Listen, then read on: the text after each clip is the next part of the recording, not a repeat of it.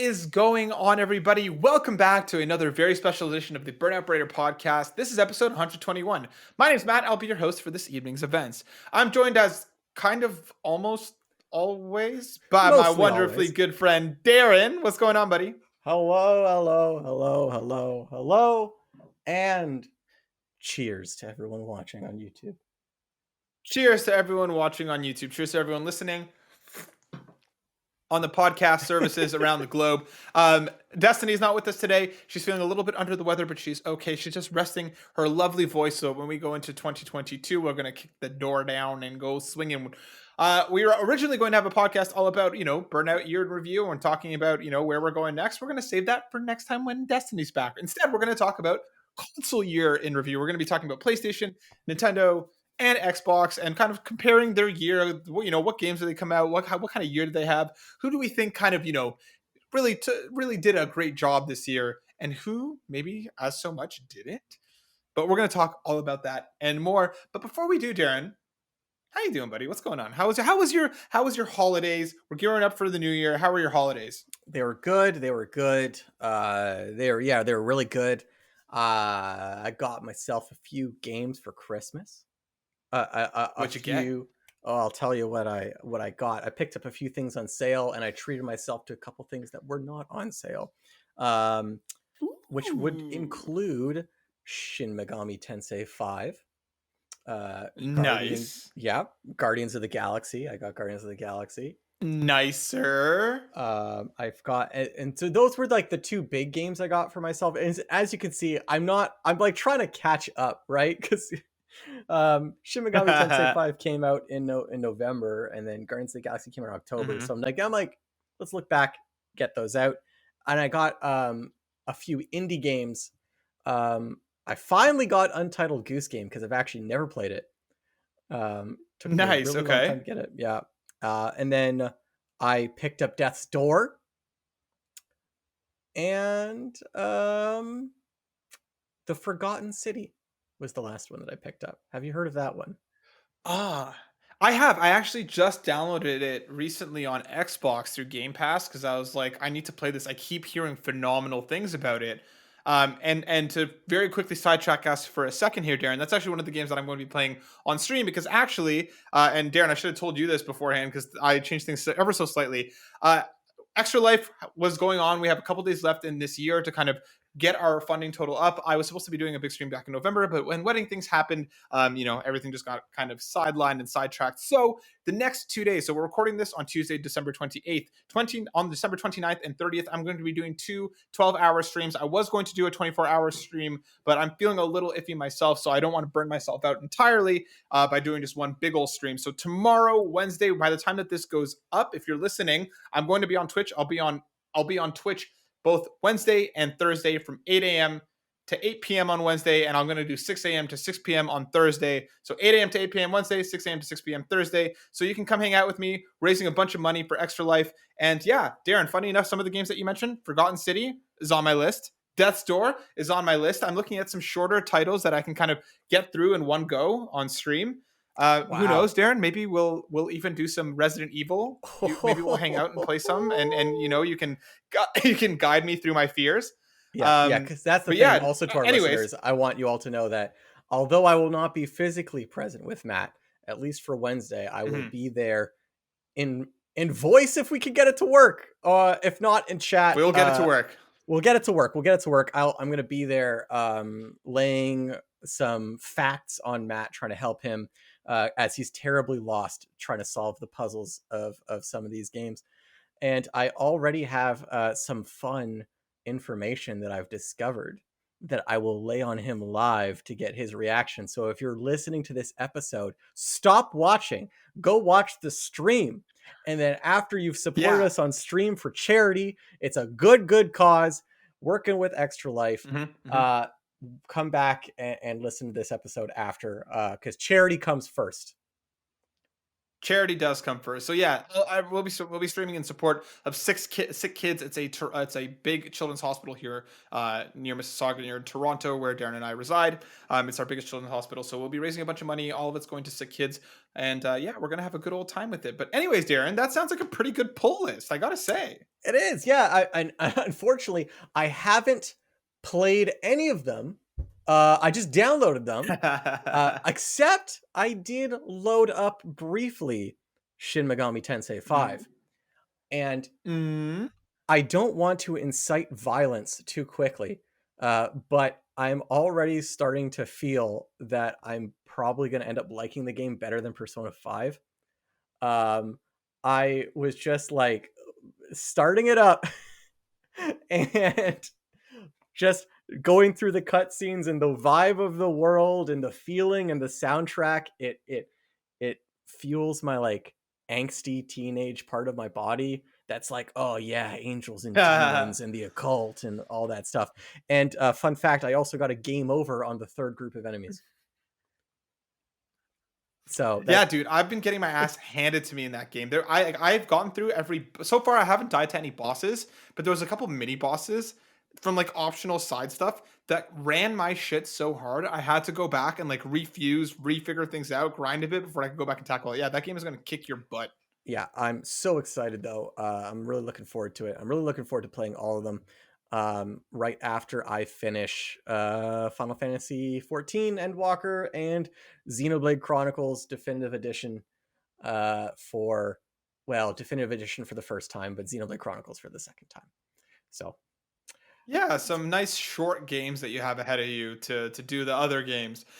yeah, but I'm at the end of Final Fantasy. I think I'm at the end. I'm on like the Nice. level Okay. 88 quests out of level 90, and then I'll be doing some end game raids Okay. after that and stuff like that. But like that's like once I'm done the main story, I'm going to be taking a lot of breaks. I'm just going to be coming on every once in a while to like gear up and stuff. So I want to Yeah. get forward. I want to push forward. I want to get these games done so I can stop playing JRPGs and play something else because holy crap, what have I done to myself? Um, but Matt, how have you been? How was your holidays? Things were good. Things were good. Did a bunch of family stuff. We had a couple nights in a row where Senna, my partner, and myself, along with my brother and his partner, uh, literally 2 nights in a row, we played Dutch Blitz until 3 a.m. Starting at like 9 or 10 p.m. We just couldn't stop playing. For anybody who's not who's unaware of what Dutch Blitz is, it's a card game that basically combines like Uno and Speed. It's a lot of fun. It's simple, but it's also so complex and such a riot. And a couple friends of ours hooked us up with it a couple months ago, and we have gone so far down the rabbit hole with that game in the last little while that we literally just blitzed for hours. So that was a lot of fun. Of course, copious amounts of drinking and stuff as we played Dutch Blitz until 3 a.m. It was a good time. We had a lot of fun with it. As for my kind of Christmas pull, I got a bunch of cash. Senna hooked me up with this lovely Elgato Wave 3 along with the shock mount and the pop filter. Also, I went ahead and ordered a new camera for myself. That's not here yet. And I had these RGB lights for a little bit. We actually copped them on sale at Costco a few months ago. I've just been too stupid and lazy to put them up properly. But now you can see if anybody's watching on YouTube, I've overhauled my setup. Next time you see me, unless you come to watch the stream, which I might take a quick break at some point to set up the new camera because it's supposed to be coming tomorrow. But yeah, like I'm gonna have the new camera. Super stoked about all of it. In terms of games, you know what, Darren? It was a really weird year for me because I mean I reviewed and played, and I'm not trying to fucking brag here, but it's just like it was like I every reviewed time so Christmas many comes around, games. I play games so yeah, quickly. My Dad, name's Matt. I'm a master yeah, at fast my name's games. Matt.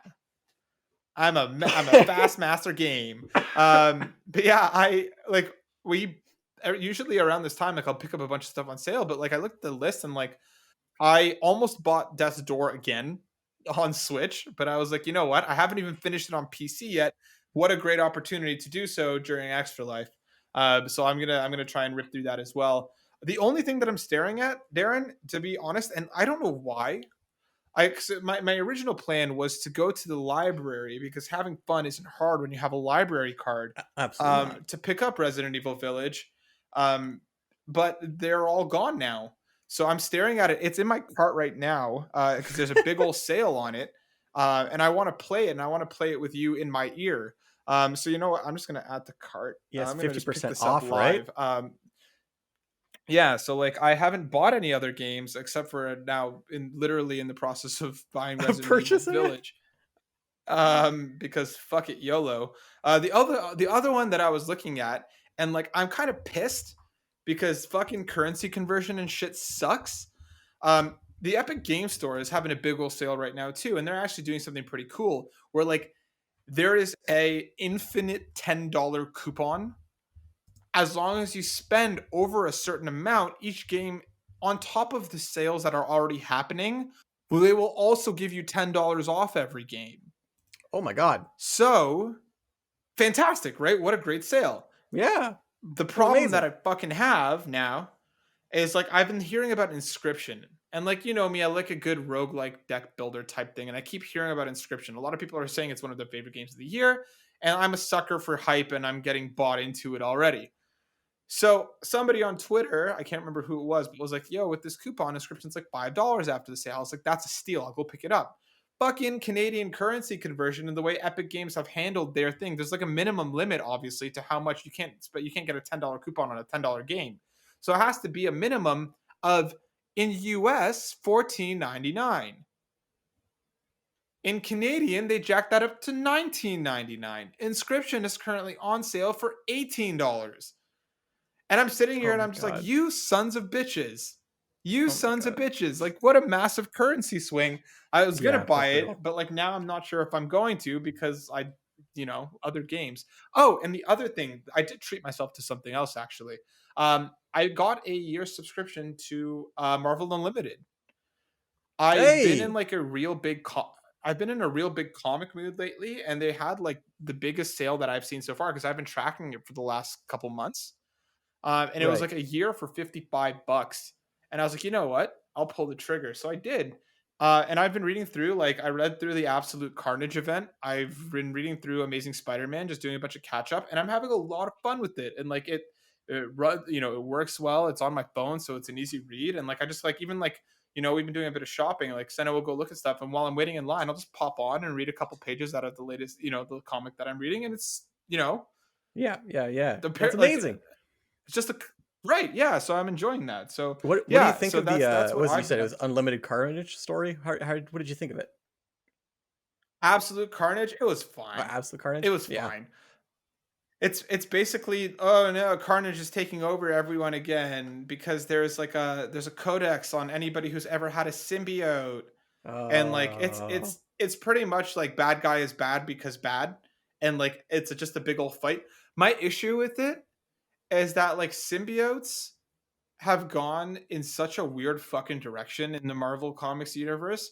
They're like there's like a whole planet of them now, and like all of them look like Venom pretty much, or offshoots of Venom. And there was like literally like there's like a god of symbiotes now, and there was like a dragon that just looked like a giant dragon Venom. I think they've just gone too far. It's like it's too much now. It's Yeah. too much. I enjoyed the symbiotes for what they are, but this is just getting to the point where like there's a lot of that lore baked into it and stuff. So like it was fun. It was a fun event. I'm glad I read it on a service that I wasn't paying for each comic. Otherwise, I'd be pissed. Um, like it was fine. I don't regret reading it. Am I ever going to do it again? No, No. Never again. but never again. But yeah, that's been me, Darren. But why do you know what, Darren? We beat around the bush long enough. Let's talk about 2021. Yeah. Let's talk about some games that came out this year. Let's compare Microsoft, PlayStation, and Nintendo to kind of see how all of their years were. What games came out, how did they sell, and just kind of end with a bit of a look forward to where we're going in 2022. So Darren, I'm gonna ask you. Do you want to start with PlayStation, Nintendo, or Microsoft? Where do you want to start? Let's start with Microsoft. It's the one that's the least familiar to me, at least. I know you have Okay. an Xbox. You've got stuff. I mean, I keep in the zeitgeist. I keep up to date. I don't have an Xbox, so always take everything I say as a grain of salt, just by pure virtue of it being me. Sorry, I'm drinking more wine, and the more wine I drink, You just the sounded like the pervert. worse. You almost just sounded like Pure virtue, just full out combined to pervert for just a second before you caught yourself. Need more wine. Yeah. All right. Well, let's start with Microsoft then. So we're gonna take. Remember, take anything Darren says with a giant cow's tongue because he doesn't have an Xbox. He doesn't know what he's talking about. No, I But never know what I'm talking basically, about. Xbox Xbox had a good year. So like both Xbox and PlayStation have been plagued by chip shortages. So like while we don't know Xbox's exact sales numbers, they between the Series S and the Series X, they only came out last November. We don't have exact sales number, but like people have seem to be guesstimating somewhere between around 10 million units probably sold. Now I wagered that it would have been much more than that if they could get these things on the shelves. Now, finally, you can find a Series S if you really try looking. Like I saw a couple on the shelves. It's not like they had like stock out out the fucking door. But Series S do seem at a point now where you can find one if you're kind of looking for one. Series X is still a complete and utter crapshoot whether you find one or not. I managed to help my brother lock one down just a few days ago. But that's literally because I walked into GameStop and they said, "Okay, we got one in today," and I was able to buy it for him and whatever. Like they're still impossible to find. So Darren, I just recently picked up a Series X like a month and a half ago, and I know you've talked about before about your curiosity. What has Xbox done this year that makes you want to buy in, and where would you want to buy in at? Like, would you get a Series S? Would you get a Series X? Are you waiting for like a limited edition console? Where are you at with the scheme of Yeah. Xbox purchases? Yeah, well, fun fact I want to say right off the bat, and I just pulled up an article to just double check that this was correct from GameSpot.com. I have to give kudos to Microsoft. I think a decision they made that was really smart was by actually making the two SKUs they sell, the Series X and the Series X S, more significantly different than the PS5 two SKUs. Because on Black Friday, if you remember back in November 29th, there was a report from GameSpot that came out and said that the Xbox Series S was the best selling Mm-hmm. console of Black Friday because, as you just talked about, you can buy one. Because you can buy Mm-hmm. one, people were buying them because it has a lower GPU. It's not affected by the same chip shortage. I mean, obviously, there's a chip shortage in a lot of different kinds of silicone, but it seems like the Series S is just easier to manufacture than the X and the PS5. So, like, good for them. That's not necessarily what makes me want to buy into Microsoft. I just want to give them a shout out about. I think that was a good decision in hindsight. Um, but it really is Game Pass. I mean, I know that's a cold take to make, but like it really is Game Pass that makes me want to buy in. Like we were talking about before the show started, different kinds of like controversies and things that we were kind of thinking about from different consoles. And Microsoft hasn't really had any controversies. The only thing anybody ever wants to talk about is how good Game Pass is, and it's for good reason.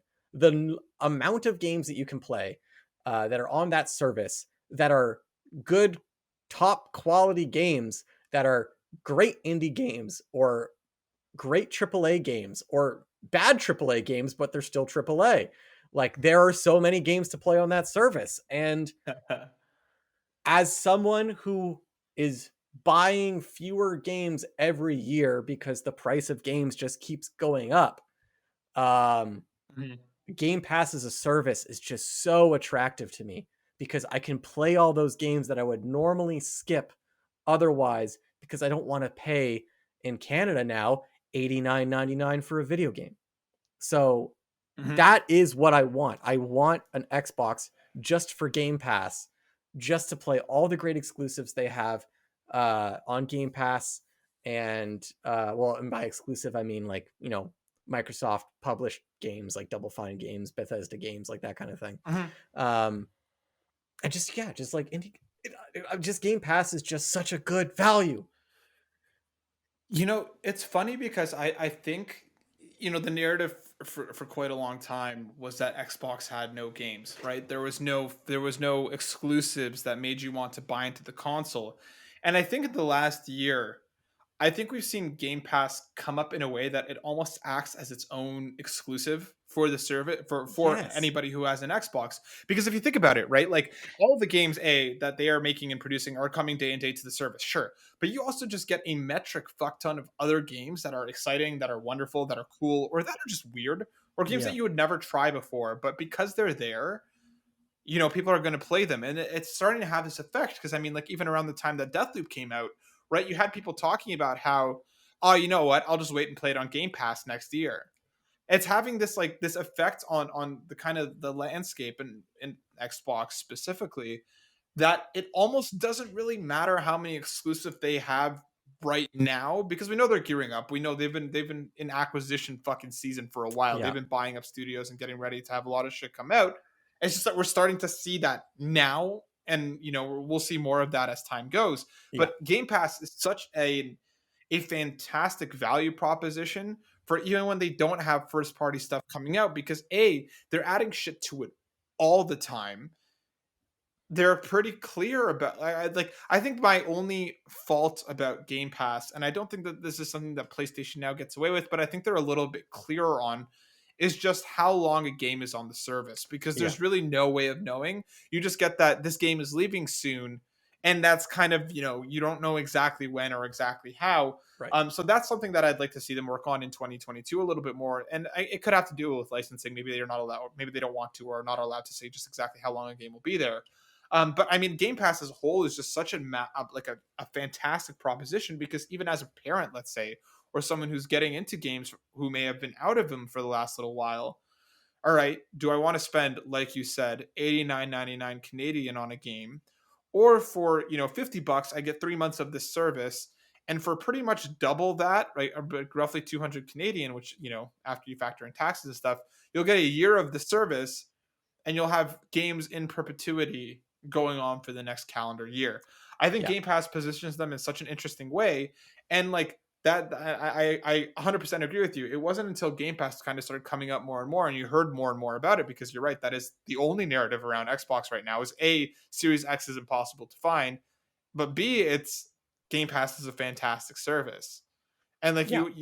you won't find you'll find plenty of people trashing it, but it's not usually for a good reason. So It's I have a because of question for console you. wars and fanboys. So Mhm, as an owner of an Xbox Series X, do you feel personally mhm. that that is something that like is that true for you personally as well? Do you find yourself playing your Xbox more than you thought you would, or are you still reaching for your PS5 more often than your Xbox? For me, it's tough for me to answer that right now. Right now, I'm reaching more for the PlayStation, but that's because right now, like the only thing that I've been playing is Spider-Man Remastered. Like that's pretty much the only thing. Like the last month and a half since I've gotten the Xbox, it was pretty much I got the Xbox and it was a ton of Forza, and then it was a ton of Halo, and then life happened and I haven't been playing as many games as of recently. But that's what I mean. I'm always watching Game Pass to download stuff to be like, all right, when my time becomes more available once again, now that things are calming down, there is like a list of stuff that I want to play on Game Pass, because A, it's there, and B, I want to play those games anyway. The Forgotten City is a perfect example. Again, right? Like I would have bought that on PlayStation if it hadn't been on Game Pass. Is there So anything like I feel like that Oh, sorry, continue. no, go ahead. No, go ahead. Uh, is there anything that's bugged you about your Xbox throughout the year, or what are some like things that you would like to see improved about it? I hate the fucking UI. That's my biggest problem with the Xbox. I hate their UI system. And I'm speaking like specifically to the dashboard and the way that you kind of, work your way through it. It's this weird mix of like panels but also cards, but also like it's for me, I don't like the UI, and I feel like it's very very clunky. I'm sure once you kind of learn more of it, it's a bit more streamlined, but like there are things about it that like just on a UI level that bother me, especially because sometimes even when you're looking for information about games on Game Pass, like I want to know whether this is multiplayer or whether it's local or online or whatever, and you have to click into it, and then it'll eventually take you to the Microsoft Store, and there you can find more information about it. That information all isn't always there on the native Game Pass side. So for me, like it's stuff like that, but I feel like that's it's just nitpicking more than anything else. Like that stuff doesn't bother me as much because, like I said, I think it's one of those things that just gets a little bit easier with time as as you learn the kind of the environment a little bit more. But I think that's my bit like, and again, that's just my biggest pet peeve because let's move over on to the exclusives that they've had this year, Darren, because they had an incredibly strong back half of the year. Um, with stuff like Forza coming out, which was, reached near perfect scores. Halo Infinite finally dropped, and the way that they handled the multiplayer dropping out of nowhere, and then 2 or 3 weeks later, the actual game came out. They had stuff like Microsoft Flight Simulator, 12 Minutes, the Gunk, Sable. They had quite a number of Psychonauts 2, right? They had quite a number of games that were really good. It was mostly in the back half of the year, Mhm. but like I think they're starting to hit their stride more and more. Yeah. Yeah, and I think this is gonna be a pattern that you see for all the consoles going forward, and we were warned that it was gonna be like this in 2020. They said that although the although the pandemic hit in 2020, Mhm. it was 2021 that you're really gonna feel the difference. And I definitely think Yeah. that turned out to be true. We had so many delays in Mhm. 2021, games that were planned for 2021 that didn't end up making it. And I think from all of the three big console platform holders, I was not the most impressed with their offering overall in terms of exclusive games. Like all of them had room for improvement. They weren't bad years. I would not call any of them bad years, but I think Mhm. um yeah, we could have seen a lot more. And with Microsoft's exclusives, like you said, a bunch of those games, some of them are also on PC, but they're console exclusive to Xbox, Mhm. and some of them are like not exclusive to Xbox, but they're on Game Pass for free and will be on Game Mhm. Pass like in perpetuity, like Psychonauts 2. Um, and going forward for Microsoft, you can see all the developers they've purchased, they've acquired, that they're going to have exclusive content, like Obsidian, like Bethesda, like Ninja Theory, like Double Fine, and others that I have already forgotten. Like maybe Rare will do Mhm. something that is other than Sea of Thieves. I know they have, was it Elder Myth or Elder What? They have some other game with Elder in the title that they announced like 3 years ago that is still not coming out. But Mhm. they're coming. You can tell the exclusives are coming.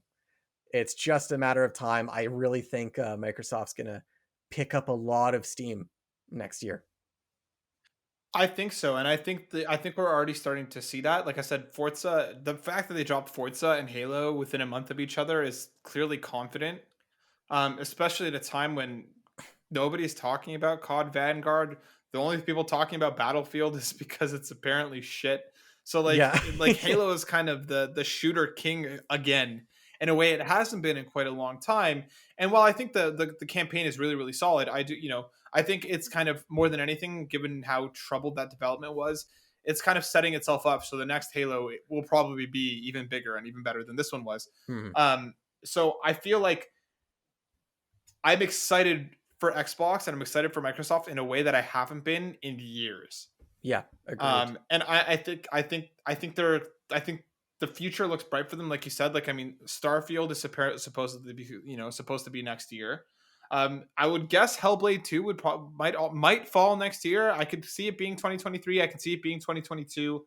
Yeah. We know Redfall is coming next summer, so like we already know some games. Well, I'm sure there's plenty more that are unannounced. We already have a good idea of what next year might look like for Xbox, and it's already looking pretty strong. Right. So I'm very curious to kind of see what they do more. So we'll kind of leave Xbox for now. We'll do like a compare all against towards the end of the episode. So let's saunter over to Nintendo, Darren. Okay. Let's talk about some Switch. Because the Switch had an interesting year between its services and its hardware. And let's start with the sales, and we'll start with the hardware once again because we got the OLED this year, right? We Which did. a lot of people were waiting for the Switch Pro, which is evidently still is and is not a thing. That's just like the Pandora's box of fucking consoles. At Nobody at knows this if that point, the thing's Switch real or Pro is not. just gonna be the Switch 2. It's just gonna be the second console at this point. Probably, probably.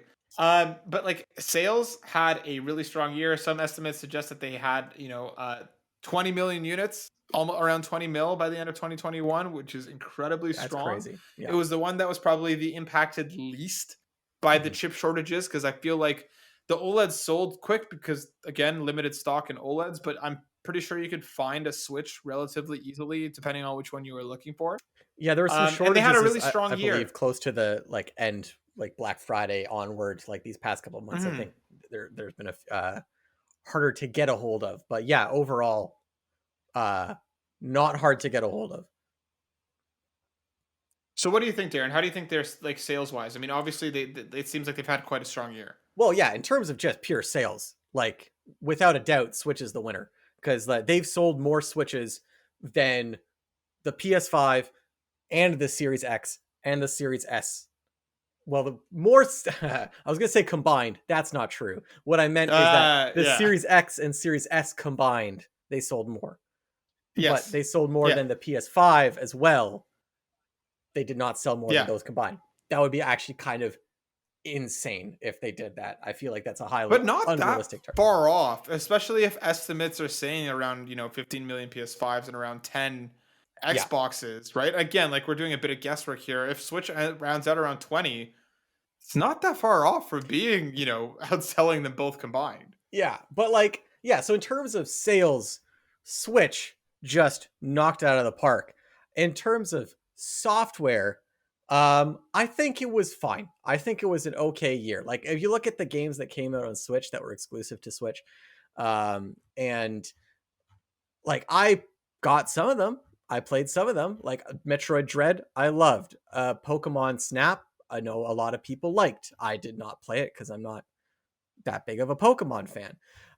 Mario Golf got okay reviews. The Mario Party Superstars, I did not get. My brother got it. He came over and we were playing it. I was liking that a lot more than I thought I would. I actually think it is the best Mario Party they've made, despite the Okay. upsetting lack of boards. Like it has one more board than Super Mario Party had. Super Mario Party had 4, this game has 5, but I mean you look at any of Ooh. the old Mario Party Ooh. games, they have like 7 or 8 boards. Um but in terms of just like the quality of the boards themselves in the mini games, great. Wait, did Brilliant Diamond come out? Yep. Yeah, that came out. I think. See, it's like most of the games End that of came November. out November. Yeah, most of the games that came out, I think were fine. Metroid Dread, I think, was an exception. That was exceptional. And Super Mario Party, I would actually say, is of the quality that's up there. But other than that, very slow year. We're still waiting on the big ones. We're waiting for Splatoon 3. We're waiting for Bayonetta 3. We're waiting for Breath of the Wild 2. We're waiting for Metroid Prime 4. Oh, we also had Shin Megami Tensei 5. That was an exclusive that came out. That was You I know would say what, like man? exceptional. What? I actually think the Switch may have had the strongest year in terms of software. Going I back, get like looking at some of this stuff, Super Mario 3D World plus Bowser's Fury, right? Oh, That that that too. was a strong start to the year because again, Yeah. you have to also remember, like I know you had the Wii U, but a lot of people Yeah. didn't. Most people did Monster not Hunter have the Wii U. Rise, Monster Hunter Rise, Metroid Right. Dread, even Great Ace Attorney, which I know is on other platforms as well. Oh yeah, I got that as SMT5. well. Yeah. I What's stand it corrected called? then. Even like Danganronpa coming back to the collection, Neo: The World Ends with You, which a lot of people had on their JRPG lists. You're right. I played a lot of and really really liked. Even Animal Crossings, I know a lot of people are really The obsessed with the new DLC. Happy Home Paradise. Yeah. I know a bunch of people got into Skyward Sword in a way that they've never had before because of the HD remaster. That's Monster Hunter true. Stories 2, Wings of Ruin, Persona Yeah. 5 Strikers that had a strong showing on Switch as well. And So granted, not all of these are exclusive to the console, but like a lot of them sold well. New Pokemon Snap, I really, really, really liked. Um, right. there's a lot here that like Bravely Default 2, which I know a Right. lot of people were genuinely shocked that it wasn't on more, it wasn't part of the Game Awards top JRPGs and stuff. Like it Yes. had an actually a really strong year in terms of software. I just don't think there was any one outside of Metroid, probably. There wasn't any one that was like, oh my god, Breath of the Wild, what are like here's the thing outside of Metroid. But it Yeah. had a lot of really strong stuff. Yeah, so I'm glad you brought that up because I was trying to not be a fanboy about this, and I'm gonna say it's not because I completely forgot those games existed because I've been drinking too much wine, and I'm gonna say instead it's because I, was just trying to be very modest for Nintendo. But Sure. Yeah, yeah, yeah. Yeah, we'll go with that. Yeah. Then yeah, they had a great year. Like I don't think any of the other consoles had as strong a year in terms of the next gen consoles. It's hard for them because a lot of their games are coming out on the older generations as well. Um, Mhm. but I, in hindsight, do think that I guess I have noticed that I have been playing my Switch a lot more this year than I was last year.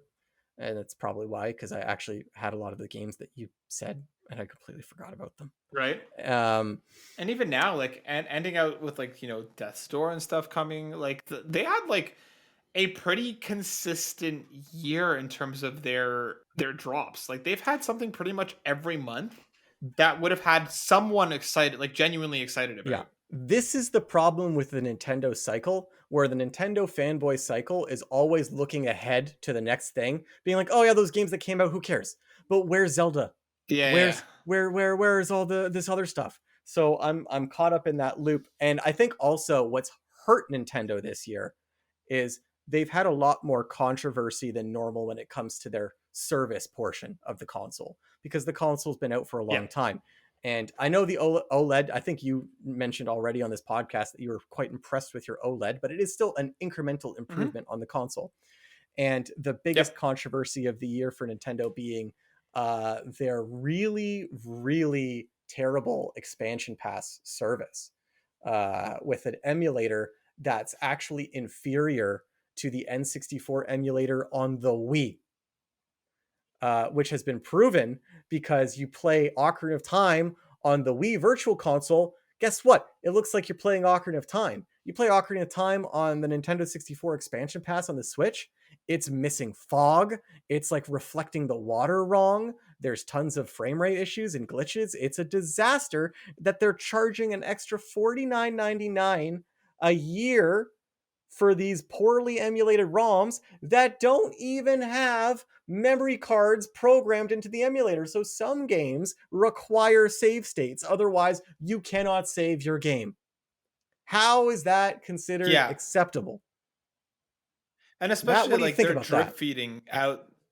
I listen. So I do think it's bullshit. I think they did act like one of the most forward thinking things that I've ever seen Nintendo do is wrap that happy home paradise Yeah. in with the expansion pass because Damage it's control. brilliant. And but legit, dude, like Yeah. I expected this kind of pricing and this kind of shit for Nintendo Yeah. with this expansion pass. The price isn't a surprise. What shocked me was that they actually tried to add a bit of a value proposition, saying, "Hey, here's a significant piece of DLC. It's a significant expansion coming day one. We're Yeah. like, if you're gonna buy it, why not spend an extra 15, $20 and get Yeah. the expansion pass service anyway?" And that's what got me in, right? Yeah. And that's where I'll stay for year one. I will accept it. I will Mhm. accept it because I know I'm going to jump back into Animal Crossing. I know Sen is probably going to play it as well. I know that there's other games on that N64 service. Like I'm playing Paper Mario right now, and I'm having a really good time with it. Oh, nice. I forgot to mention that I've been playing Paper Mario. So like there is something here now. If they continue with this one a month bullshit, if next year comes around and it's still the same thing, they're going to keep the same price while doing nothing new. Then I'm going to have an issue with it. If they start adding in more, more games more quickly, if they start adding in Game Boy, Game Boy Advance, and GameCube, and keeping that price where it is, then I'll think about sticking around. So like I'm willing to, and for me, it's very strange for me to be the one that's defending Nintendo, and for you to one to be more on the offense. And not that I'm defending them, but I Yeah. Yeah. think Yeah. that they did something. I half step forward because I don't think it's a step forward. I don't Right. think it is, but it was enough to be like, okay, okay, fine. I'll give you this year. I'll give you this year, and I will reevaluate come next year, come resubscription time. Because again, I don't think it's inherently worth it, but I can see value in it, if that makes sense. Yeah, I'd So, really like to see the sales of the expansion pass to see how it did. Because if it did well, I think mhm. you talking about resubscription is going to be interesting because I can definitely see a lot of people that were like, yeah, all right, I'll try it out this year. And next year, I want to see how many people choose to not renew their subscription if they haven't improved. I would agree. And again, it depends on what they keep doing with the service. And like that's where I'm very, very curious in 2022 to see what they're going to do with it. Because if they just continue to do this whole coasting, bare bones, bare minimum bullshit, this service isn't going to last, especially when you have Game Pass, especially when you have PlayStation Plus, which is a justifiably better service with rumors of more enhancements coming, right? So Yeah. for me, I think that Nintendo Switch Online expansion pass is in a very interesting position going into next year because I think, like you said, enough people bought in, like me, because of the added benefit of the DLC, because of the promise of some of these N64 games that I've never played. But again, like if they're gonna fucking keep putting out shovelware like they've been doing with the NES and SNES, online, Yeah. then I don't know how it's gonna go for them next year. The one thing that I can totally see them doing, let's say Breath of the Wild 2 is coming out next year. By the way, Breath of the Wild 2 expansion pass is now part of this next year's thing, which again, if they kind of, and I fucking feel it in my bones that they're gonna keep doing this, like again, incremental bullshit, but it's gonna be just enough to keep people around. Yeah. I see that. But I yeah, see it. in yeah, in terms of software, I think they actually had a probably the strongest year out of the three. In terms of the games that you could only play on Switch Mhm. or games I would prefer to play on Switch. And I'm very curious to see what kind of where they're going into next year because obviously the big thing on the horizon is Breath of the Wild 2 more so than anything else, Mhm. right? Like that's the one that people are excited and waiting Yeah. for. Now, here's my question for you, Darren. And it's twofold. I'll Okay. ask part one first.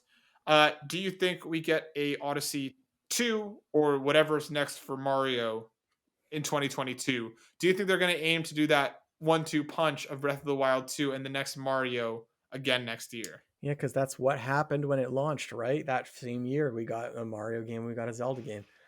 I don't think so. I could see them announcing a new Mario game next year. But because of COVID and development and stuff like that, I don't see them releasing it next year. I'm predicting an E3 announcement of the new Mario, but not an Okay. actual release. Okay. I think there is a chance that it may be more imminent than we think. I would genuinely not be surprised if, because when it came out, it was Breath of the Wild first, Odyssey second, right? Yeah, In terms that's of correct. when it launched. Yeah, it was Breath of the Wild in I wouldn't. March and then Odyssey in October. Like there was actually quite a few months Right. between it. Right. I actually would not be shocked. I don't know how likely it is, but I wouldn't be surprised if we get something Odyssey or Mario, like whether it's I think I don't really know if it's an expansion of the cards, but I wouldn't be surprised if we get Mario in the first half of next year, with Breath of the Wild being in the second half of next year. Oh, you think they're gonna do like I a think shadow announcement with like a oh it's coming out I in two wouldn't months kind of thing? I wouldn't be surprised. Mario's the type of thing that's going to sell regardless. And I mean, if we get this big old January February direct, which does happen, I wouldn't be surprised if they drop it in like April or May with Breath of the Wild 2 being their big holiday game. I think you're forgetting something. Why? Why? The Why are you shaking your finger at me like that? new Kirby game is supposed to come out in spring. So I don't think that they would cannibalize the sales of their Kirby game by releasing Mario about the same time. I forgot about Kirby. Kirby and the But Forgotten again, Lands, which is not, I know it's like, oh, it's Kirby, but like this time because of the it looks different enough that I think they're going to put more effort behind marketing this Kirby than they would like a normal Kirby game. you might be right. You might be right. And I mean, if anything, the Switch has been the story of here is a franchise that not a lot of people cared about that now a lot of people do. Yeah. So you know what, you may be right, but I still think it's Summer possible. maybe. They could I still maybe think it's do a summer possible. release of They could Mario. maybe do a summer release. And then okay, my next question for you before we kind of mosey on over to PlayStation. do you think they do, whether it's Switch Pro, Switch 2? Do you think we get a next generation of the handheld alongside Breath of the Wild 2? Oh God. Because for Oh me, it's such an easy thing to be like Breath of the Wild 1, Switch 1, Breath of the Wild 2, Switch Pro, Switch 2, whatever it's going to be. And it's going to be what at that point, 5 or 6 years since the yeah. initial launch, right? It'll be 5 years. And actually, by 18, 19, 20, Let's 21, call it no. 22. Let's call it like October 2022. Yeah, so it'll be over 5 years since the release of the Switch and Breath of the Wild one. Um, oh, you're killing me, Matt. I think no. I know it's been such a trope now. It's been such a goddamn trope pattern for Zelda to always be like a cross-generational title.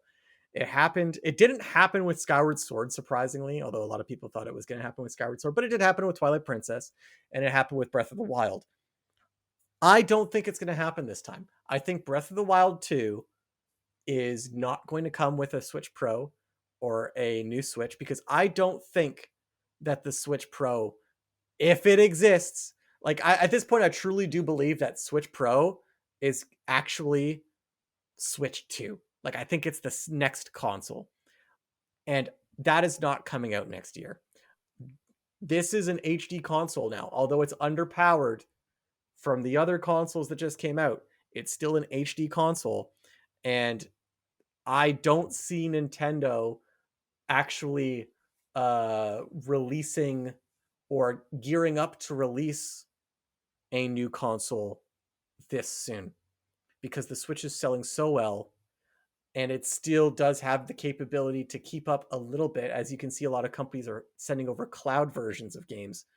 Um, Mm-hmm. I don't think that they see the financial need. I don't think there is a financial need for them to release a new console. So I don't think Zelda's going to do it. I think if they release a new console, or if they announce a new console, the earliest they're going to announce it is 2023 E3. And I don't think they're going to announce it a month sooner than that. That's my big Okay. prediction 2 years from now. Um.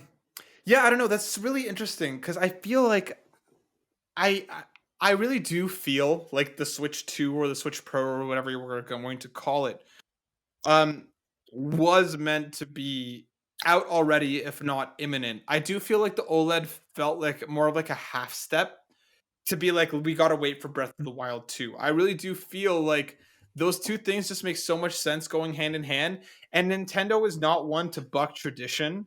They're not the ones to be like they're creative with their consoles themselves. Yes, sure. But like once they find a thing, they're not really ones to be like, let's do something drastically different. They saw the success that Breath of like I mean what when the Switch 1 came out, this is one of the biggest stories go around at the time was that there was more Breath of the Wild copies sold than there were Switches. That's yeah, I feel like yeah. it's such an easy sell to be like, here's the next one. Of course you can still play it on your OG Switch. Of course you can still play it there. But like for any of you who maybe missed the OLEDs, or for any of you who didn't pick up an OLED because you were waiting for the next thing, here it is. Like I feel like that's such an easy sell, and especially at a time now where I feel like the PS4 and the Xbox One compared to something like the Wii U or even the Switch, yes, there was a significant difference in power, but I don't think it was like day and night. I feel like the farther we get down this Xbox Series X and PS5 rabbit hole, the more significant the difference is going to be with the OG Switch. And I feel like what would basically at that point be 2 years after console launch for the Series X and the PS5. I feel like that's a pretty easy time to kind of jump in and say, hey, look, we're not where those consoles are at now, but we are more competitive than we were before. I think at that point, it makes a ton of sense. So well, I can totally understand your viewpoint, Darren. I do think that both. I do think we'll probably see it get announced at E3, dropping alongside Breath of the Wild 2 at the end of next year. That's a bold prediction, my Granted, friend. pandemic bullshit aside, Yeah. assuming that Breath of the Wild 2 launches, I really do feel like those two things are going to go hand in hand together once again. Bold prediction? I guess time will tell. I guess time will tell. All right, buddy. Let's mosey on over to PlayStation. So we all know that PS5 has been absolutely impossible to find all year. that is literally selling as fast as they can make it, and because of chip shortages and things that we mentioned previously, it is still impossible to find. We were trying to order one for our good friend's birthday. We were luckily successful, but it was a bloodbath and hunting for quite literally a month before we were able to lock one down. And that's only because I was on Twitter at the right time in the right place. And like otherwise, it's up shit's creek without a paddle. Yeah. Even with those shortages, it is projected that it did sell something around 15 million units, which is huge, which is really really strong, and very very successful. Hardware wise, I do think that the PS5 is the strongest out of the bunch. I like the DualSense a lot. Okay. I think that it's the most kind of like creative bit of tech that they're doing. I think the Joy Cons are a step in that direction that I think they're just limited to by the fact that they have to be handheld on the Switch. I think the DualSense is fantastic, and I'm very excited to see kind of the future of it. Um, and I love the PS5. I think it's fantastic. It's my favorite console out of the three, personally. Okay. And I think they had a really strong year in terms of their sales.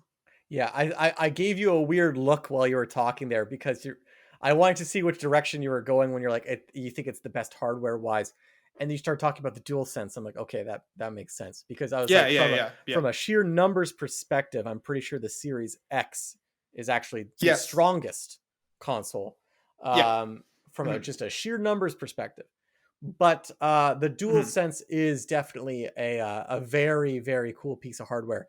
Um, I have held a PS5 controller in my hands, but I have not played a single PS5 game yet. Not a single PS5 mhm. game I have played. Um, the DualSense felt nice and weighty as far as I could tell. Don't know how the triggers work.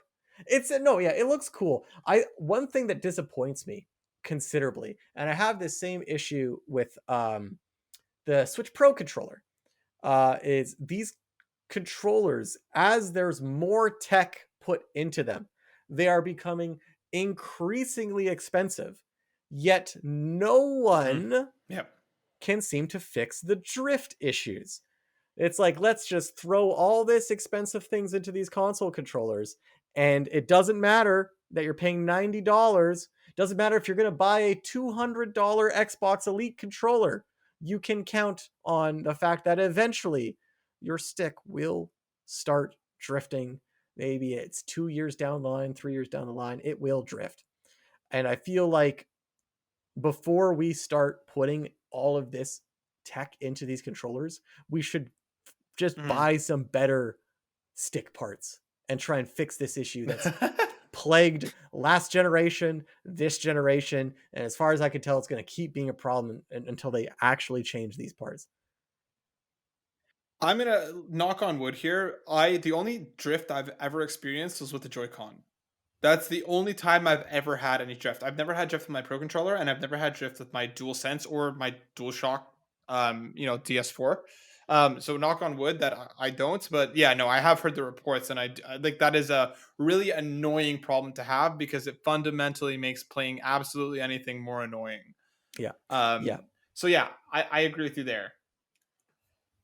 Now, in terms of services, now PlayStation Now is a thing that exists. I think PlayStation Plus continues to be stronger than not. Ryan and I over on the PlayStation Drive actually just did like a year in review for all the PlayStation Plus games that we got this year. And that is live already. So if you want to go check that out, go check it over on the PlayStation Drive. Was it a good year But for we had PlayStation like a Plus really, games? it was stronger than I thought it was. We did a tier list and we had only a couple games in the S tier, but we had the average was the average was B and A in Okay. terms of like the quality of we thought of the games. That's And now pretty some good. of those games we haven't played, so we put them in like a have not played category. And some of those games we put possibly lower than their overall quality, but that was also due to things like timing, like Sure. when it came to the service rather than quality. But I do think that a pretty solid year in terms of PlayStation Plus. My biggest issue with it is how it's going to remain relevant going forward. Because again, people like Plus, but nobody's talking about it in the same way that they're talking about Game Pass. Nobody's Yeah. talking about PlayStation Now at all. So like we've had some rumors, we've had some stuff, we've seen some weird stuff this year from PlayStation, like when they did like the PlayStation Plus like video collection or whatever the fuck it was that like was only out in Poland briefly. Um, like they're obviously trying to figure something out, and if rumors and reports are meant to be believed, that next year we'll be seeing an expanded PlayStation Plus, PlayStation Now combo that does include a lot more backwards compatibility, et cetera, et cetera. So, Darren, like service wise, what do you think of PlayStation Now and PlayStation Plus as they stand, and what do you kind of want to see going forward? Yeah, I think the fact that I keep talking about how much I want to play Game Pass, yet I don't have an Xbox, versus I have a PlayStation 4 and never once have I ever uttered the words, I want to play PS Now. I think that goes to show what I feel about PlayStation Now. It's a really, really, really underutilized service from Sony, and it's really Mhm, underloved. They need to give it a better like distribution of games. They've got to add in PS2 games. They got to add in PS1 games. I want them to have the same level of backwards compatibility that Xbox has with their service. Sony has such a stronger back catalog than Microsoft. It's ridiculous. And at least Nintendo is half assed trying to utilize it. Sony's not trying to utilize their back catalog at all. And it's kind of shocking yep. to me that they don't seem to want to make money off of selling a service to their old games. Like, if Well, Nintendo you is have to feeding remember me that something, like Jim Ryan pretty much said like old game is old, right? Like their fucking head of PlayStation pretty much was like, too yeah, bad, so sad. yeah. I just think that they could like I know they're making a lot of money. I think they can make even more money is if they made PlayStation Now and gave it some PS1 games, gave it some PS2 games. Um I think maybe that cuts into their business of trying to re-release games as remasters a bit, but like I don't know. I think yeah, PlayStation Plus has been pretty good. PlayStation Plus has always been better. Since Game Pass became such a big thing, PlayStation Plus has been considerably better than games with gold. But that's because all of the good Mhm. games going to Game Pass instead of games with gold. PlayStation Plus still has a reason to make you want to have better games. So yeah, I really want to see Sony. Like I heard the rumors of a restructure of trying to combine PlayStation Plus and PlayStation Now, and I want that to happen because I think until that happens, they're going to just keep kind of ignoring it. And I know Sony doesn't really have as much of a reason, but this year kind of shows how much it's important for them to have access to their game catalog because I think Mhm. Sony did not have the best year software exclusive wise. There were some good games that came out. Unfortunately, I didn't get to play some of them because they're PS5 exclusive. But like, Mhm. it wasn't a lot because a lot of stuff got delayed for them as well. Horizon got delayed and God of War got Mhm. delayed, which were two huge, huge games for Sony. And if you had a better service of PlayStation Now, I think that would have stung a lot less. But when Sony has a year where they're not releasing games, you really feel it because there's no other source of games from them. That's all it is. It's just Yeah, their exclusives. especially when they've seemed to kind of wander away from indies again. Like PlayStation seems to have this very cyclical relationship with indies where they're all about them and then they're not, and then they're all about them and then they're not. Yeah. And we seem to be in an era now where like they're not. Like the most prominent indie game that they pretty much focused on all year was Kane Ever Spirits, which is a great game. Yeah. But like outside of that, can you name another indie that seems to be predominantly being pushed by PlayStation this year Like when no. Microsoft was much more, even Switch, right? Even Nintendo were much more focused on smaller titles. Yeah. Because like exclusive wise, PlayStation did have a good year. I would say it's a good year. Yeah. With stuff like Yeah. Returnal and Deathloop and Ratchet and Clank, Rift Apart. We also got Game of the Year editions essentially of Death Stranding and Ghost of Tsushima.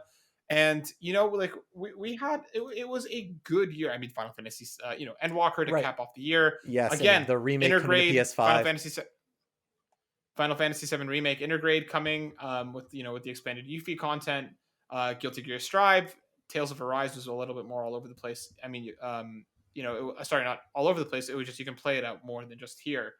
So like they had a good year.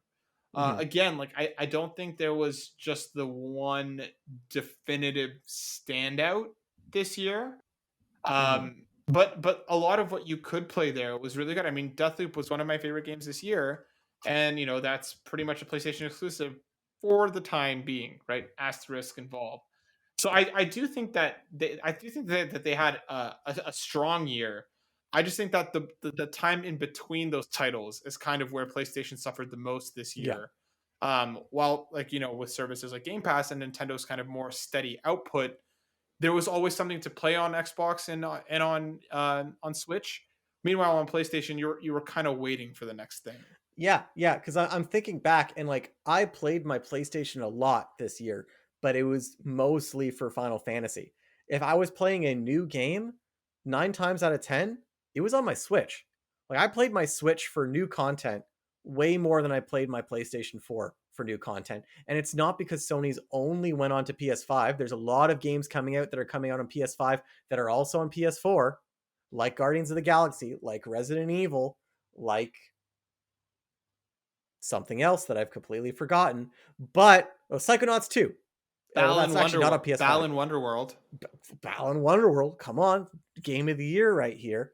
Um, right? but like, yeah, like if there was a new game coming out, like I was probably going to be playing it on my Switch because it was most likely an indie game. If I'm being honest, I wasn't very impressed with a lot of the like AAA games that came out from Activision or Ubisoft or any of those things. Like it's only the exclusives that I play from these companies. So if Sony's not putting out an exclusive, like I'm not playing the console. Well, that and like a lot of their games also fall into this weird middle ground where it's like you're gonna have a better experience on PS5. You know what Yeah, I mean? And I know that you said that that there happened were with some Resident games that Evil. you're just waiting to there's some games that you're just waiting to play elsewhere just because the experience you're going to have is going to be significantly better, not necessarily just only in terms of graphics but also in performance, also in Yeah, the dual sense capability, also in like yeah. what load times and stuff like that. You'll have a fundamentally better experience on a platform that you don't have access to right Yeah, now. exactly. I didn't get Resident Evil. Although it was last year, I didn't get Spider-Man Miles Morales. I probably will not get Horizon. Like these games I know are trying to be designed for PS5, so it's like I don't want to play the inferior version of the game.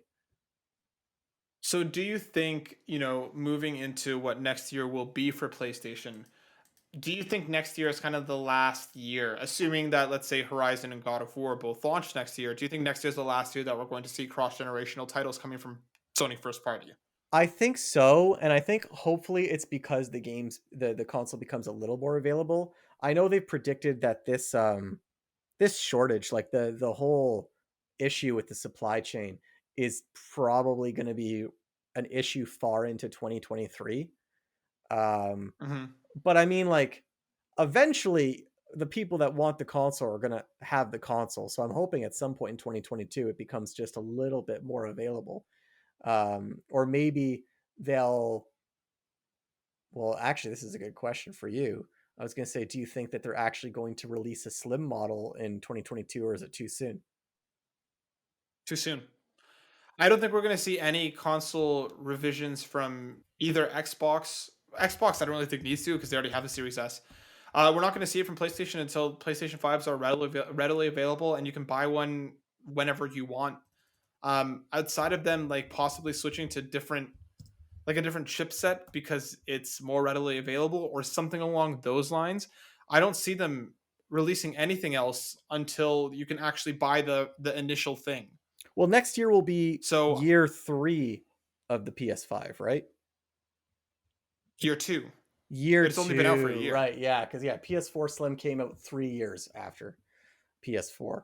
I keep Hmm. thinking it's the third year, but it's like it's going to be year 2 It's of the console. Like it's only been 1 year really yeah, total of the PS4. Yeah, so I it's mean, only been like 13 months calendar wise, right? yeah, and I guess because it keeps selling out, they're not going to be doing any price cuts or anything like that either. So, um, There's no need for it. no, no, And like soft software wise, we're going into what could be a ridiculously strong year for PlayStation. Like we said, Horizon is imminent. Gran Turismo is immediately after that.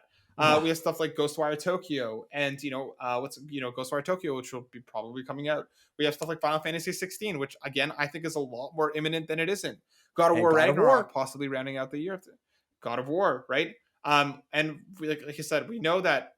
I mean, there's stuff like KOTOR and Wolverine and Spider-Man 2, but that's not going to be next year. But that's just even stuff that we know about, right? Yeah, Like there's a lot that's looking like next year could be a really strong year for software play, on PlayStation, and especially coupled with the like I said, the rumors of this new service.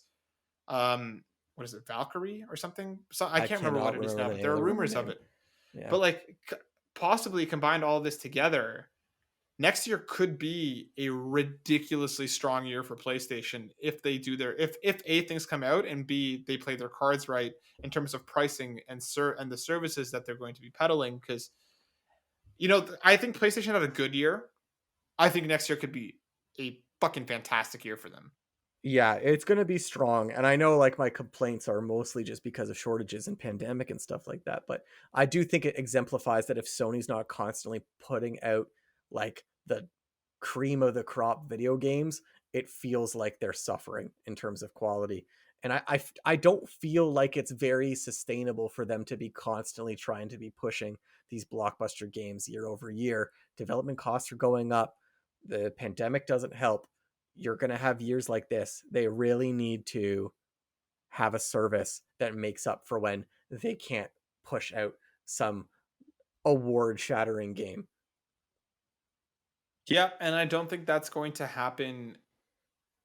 Yeah, like I said, I hope the services thing, but like I do you think that there is a possibility? Do you think that there's a chance that they follow Xbox's day and date model, or do you think that like there's no fucking way for new Well, PlayStation games coming to PlayStation? just simply considering that Sony was the goddamn, and I will not forgive them for this. They're the vanguard of the price hike. Sony's games got their price hike before any other publisher decided to price hike their game. Except maybe, no, that might be wrong. I think maybe one of the sports Wasn't games it was like, EA? yeah, it was like, Yeah, yeah, it wasn't was EA for the sports games maybe it was, yeah. I do actually think there was a or sports game that went up in Activision? price, Whatever, whichever one makes the sports games. Yeah. but it was like a light touch where Sony's like, no, screw that. Every single one of our PS5 games is going to have this price increase. Hmm. Considering that they were proponents of that, I don't think they're ever going to do a day and date because they can make a bunch of money off of the initial day sale. I think what they'll do is they'll try and get a better relationship with third parties to try and make up for the fact that they don't have day and date. But then maybe a year down the line, after they've made a year of sales, they'll put it on. It'll be like the patient gamers service, which I'm not 100% opposed to if they've got a good Hmm. back catalog. Yeah. And I think that's kind of the biggest questions. Like Sony is undeniably in the lead right now, I would say, in terms of their next gen. Like they're selling like crazy. People are loving the PlayStation 5, and there's a good amount of games that you can play there now.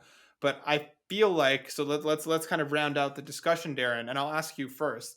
Who do you think had the best year out of the big three?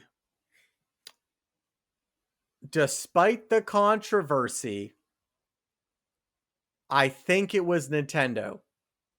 Just because of the sheer number of games they came out, just because the sheer number of sales they've made, from a numbers perspective, they had it. If I was going to pick who won the public, like the court of public opinion, I'd say it was Microsoft because it seems like they didn't have a single freaking controversy associated with them. Their Game Pass is still doing well. But if I'm going to give out an award to strongest start with strongest momentum, who's probably just going to cream the competition in a year, it's going to be Sony. So I kind of had a cop out answer where all three of them did really super strong at something. But I think ultimately, like my ultimate award will go to Nintendo just because I think they sold the best, they had the best games. I played their console more if you don't consider Final Fantasy to count. Um, uh, then my money's on Nintendo. They just cannot be stopped in terms of sales. For this year, in this year Mhm. in a vacuum. Um, but yeah, Sony, I think in next year they're just going to run away with the competition, and I think Microsoft. I feel really bad for them because I want Microsoft to win at this point because they seem to be the one that's trying to be the most consumer friendly, and I always want to support that. So my underdog award goes to Microsoft. Yeah, I'm kind of split as well because like I feel like the Switch was very quietly winning this year. You know what I mean? Like I feel like Yeah, they were kind of confident in what they were doing. While again, there wasn't because I liked Metroid fine, but I don't think it deserves everything that's been thrown at it. Um, liar. so like I feel like it's it's been doing well. PlayStation had some of my favorite games this year. It's still my preferred place to play, but I think for me, I think I have to give the crown to Xbox this year. Their messaging, their communication, the games that they have put out, the swing that they've had of momentum going into next year with the likes of Forza and Halo, and even just the Game Pass as a service. I feel like Xbox is doing so much right. Even their conferences were probably the best of the best this year when you compared them to what was around them. And Yeah. even compared to them to past Xbox conferences, it genuinely seems like they're learning and they're listening. I think Xbox is positioned to, once these games start to come out on a more regular schedule from a number of these developers that they've purchased and that they're working with. I think they have a possibility to catch up to PlayStation in a very significant and meaningful way, in a way that I haven't felt about them in a long time. For the last number of years, pretty much from the stumble out the gate with the Xbox One, it's been PlayStation is amazing and Xbox is good. And I feel like PlayStation is an amazing and Xbox is great. And I feel like they could enter the conversation of equally being as equally amazing as PlayStation if they kind of continue this momentum, this focus on interesting indies, this focus on getting Game Pass into more people's hands, from not just playing it on Xbox to not just playing it on PC to also playing it on your phone to letting you stream games onto the Xbox One now, retroactively making the consoles that you have more capable because of the based on the how strong your internet is. They are positioning themselves in a way to get very very interesting very very quickly. And like I while I still do think PlayStation had better games this year, while I do think Switch had a more consistent schedule, I think in terms of mindshare and like you said, Darren, in the court of public opinion and for getting me excited about Xbox for the first time in forever, I think Xbox takes it this year, and I'm very, very curious to see how next year shakes out because what I don't want to see is this kind of ebb and flow between them, right? Where like Nintendo's always quietly chipping away in the background, but like this is the year of PlayStation, this is the year of Xbox, this is the year of PlayStation. Like I feel like we've had this kind of ebb and flow for a second here. Um, Xbox had a strong year this year. I don't want to see PlayStation just run away with this next year. I want to have like a genuine push and pull conversation next year where it's just like shit. PlayStation had God of War, but Xbox did this. Yeah, Xbox had this. I want that to be a more even conversation than I agree. than PlayStation didn't show Yeah, up this year. You know what I yeah, mean? yeah. The competition breeds innovation, and if there's proper competition Mhm. between the two companies, I think consumers will win. I really don't like it when one company is just flat out the winner. And I think that's what's so interesting about this year. It has been a weird year. I don't think any company, and again, I want to stress, I don't think any company did badly. I think they all did very, Yes. very good considering the circumstances of the world. But from like Mhm. an objective vacuum point of view, I don't think any of them had a perfect year. It wasn't their best year for any of Mhm. them, but that created a situation where there's no clear winner. Depending on how you choose what your what your like requirements are for number one, you could make a pretty good argument for any three of the companies being the air quotes winner of the year. So Yep. I Mhm. like that. I like how undetermined it is and how undecided. And yeah, I completely second your opinion that I hope to see this level of ambiguity of who's doing the best going forward. because I think if all of them are truly competing, then we are ultimately the winners, as long as they're not forming some kind of horrific oligopoly where they rig the price of everything and just decide that consumers are scum and you're going to pay $100 per game and you're not going to give you anything good in return, and we're going to just take all your rights away. There you go. I hope that doesn't happen either, buddy. But yeah, I'm very, very curious to see how 2022 shakes out. Either way, Darren, I think no matter where you're playing, we're going to be eating next year. I feel like next year is going to be it's going to be a hell of a year in Woo-wee! video games, Oh, it'll and be I hope great. that we're right. But yeah, well, that brings us to the end of the episode. That brings us to the last Burnout Breader episode for the year. Everyone, thank you so much for sticking with us this year. And we know it's been a wild ride, but we appreciate every single one of you who has been listening, who has been commenting, who has been talking to us about the content. For all of you who've stuck with us, we appreciate you all so very much. The companies that have worked with us, again, love you all, appreciate you all. Thank you for being amazing, and we really, really appreciate it. Next week, we're going to have one hell of a show talking about the future of ourselves. In the meantime, once again, come check us out. We're going to be streaming on twitch.tv/burnoutbrighter7 for extra life for the next few days. So come hang, come see me shit my pants playing Resident Evil and Darren laughing at me. Come see me, possibly break my entire new setup playing Katamari and Darren laughing. Yes. So come hang out, help us raise some money for the giant, beautiful children. And by the way, I don't plug this enough, so I'm going to start doing it more. Come check me out on PlayStation Drive on Yumi and Capri, where Yes. Ryan and I talk PlayStation every single week. So if you liked these kind of more nerdy industry level conversations, come hang out with us. There's plenty of amazing content there, so come do that. So Darren, thanks, man. I've missed doing this with you so much. I'm happy you're back.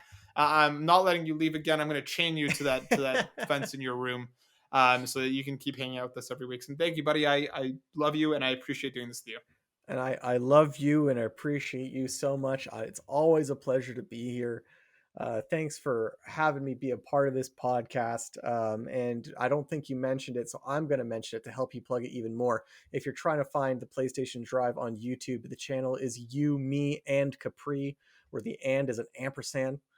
And Mm-hmm. Yumi and Capri, PlayStation Drive. Check out Matt and his co-host Ryan. It's fantastic. I love listening to you both. It's gonna be a great year, 2022. I could feel it. Let's Mm-hmm. Mm-hmm. put Mm-hmm. this year behind us and just keep moving forward. Don't look back. Exactly. And obviously, Destiny wasn't able to join us, but I know she loves and appreciates you all very much. We're going to be back in full force very, very soon. So get stoked, get ready. We have a lot of things coming. So get stoked because it's going to be happening. We'll see you, everybody, next week. Have a very safe, very happy new year. Stay safe out there. Don't be stupid. Omnimon is a significant problem. So just stay safe. Be good. We'll see you all next year. Peace out. Later.